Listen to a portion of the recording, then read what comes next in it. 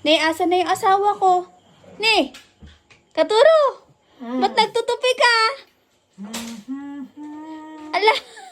Alam mo kasi, Mal, Oh, hindi lang naman gawain ng pambabayang pagtutupi. oy, kunakmanin. Kasi, mayroon lang tayong isang pagkakaiba sa parte ng katawan. Oh, Pero hindi ibig sabihin na kapag ka babae ka, kailangan mong magtupi-tupi, ipa-shoulder mo naman na sa kanya lahat ng mga pwede mo sanang gawin. kaya nga.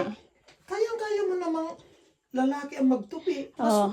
Mas ano pa nga dapat mas maraming ginagawa pa ang lalaki, pero bakit yung mga pagluluto, paghuhugas, paglalaba, kayang-kaya naman ng lalaki yan Oh, tama. Hindi lang naman Hindi lang- sa gender. Hindi Dapat lang sa gender at yung saka- gawain ng bahay. Oo, hindi porket nakaangkla sa babae ang magluto, maglinis, mag-alaga ng bata, hindi mo nagagawin bilang lalaki. Oo. Di ba?